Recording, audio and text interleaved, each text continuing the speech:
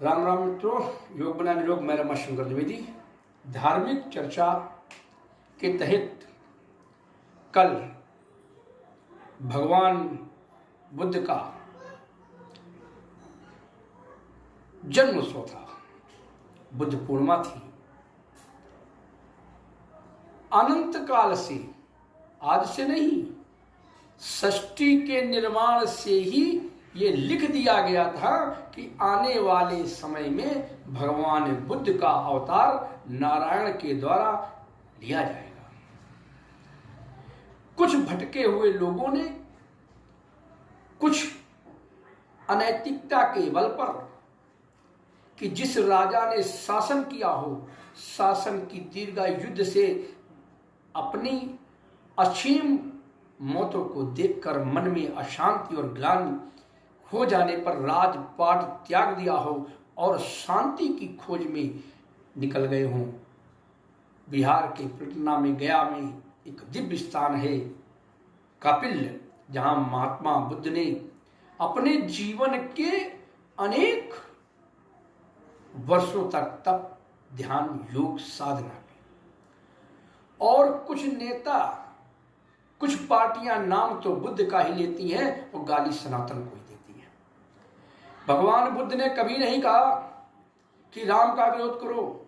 भगवान बुद्ध ने कभी नहीं कहा कृष्ण का विरोध करो। भगवान बुद्ध ने कभी नहीं कहा कि भगवान शिव का विरोध करो।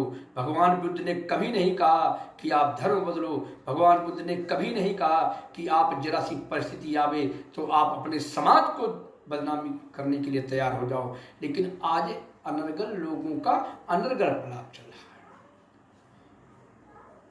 है। भगवान बुद्ध पूर्णिमा के दिन अमृत वर्षा करते हैं। भगवान नारायण के अवतारित हैं। दूसरी ओर मैं इनकी जय सुनता हूं, जिनकी जय होनी चाहिए। भगवान बुद्ध की जय है, भगवान शंकर की जय, भगवान राम की जय। लेकिन नारा क्या लग रहा था? बुद्ध भगवान अमर रहे।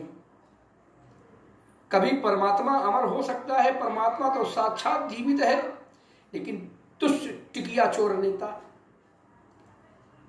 जिनको कभी ग्रंथों का धारण नहीं किया होगा, वो कह रहे भगवान बुद्ध अमर रहे। अरे जो साक्षात सशक्त जीवन के अंतर हृदय पे समाया है वो अमर नहीं, वो सदा हमारे सर्वस्व है।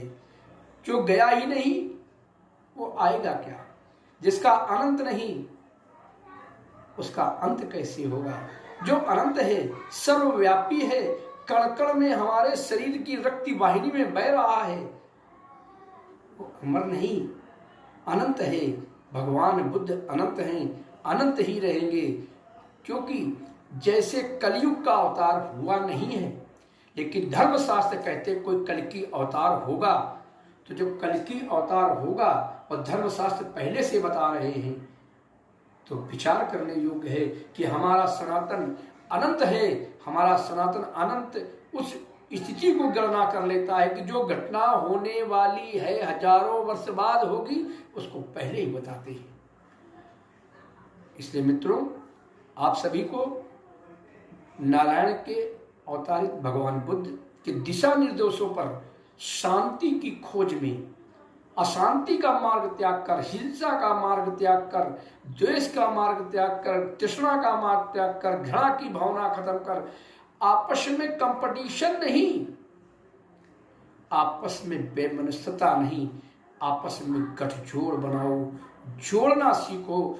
तोड़ने वाले तो आपके सामने खड़े ही हैं। भगवान बुद्ध का एक ही सिद्धांत था, अहिंसा परमो धर्मा। लेकिन आगे लोगों ने नहीं बताया कि चा हिंसा धर्म रक्षिता। अगर धर्म के कोई आंच करेगा तो आपकी हिंसा करना जायज है, लेकिन लोग बात आधा ही श्लोक पढ़ाते हैं। मित्रों, भगवान बुद्ध के आदर्शों पर चले, समाज में अपने धर्म पर, अपने जाति पर, अपने संप्रदाय पर गर्व करें और आगे बढ़ने के लिए प्रयासरत हो। ऐसा भगवान बुद्ध से आप सबके लिए और मेरे लिए, मैं भी भगवान बुद्ध से एक सच जीवन, रोगमय जीवन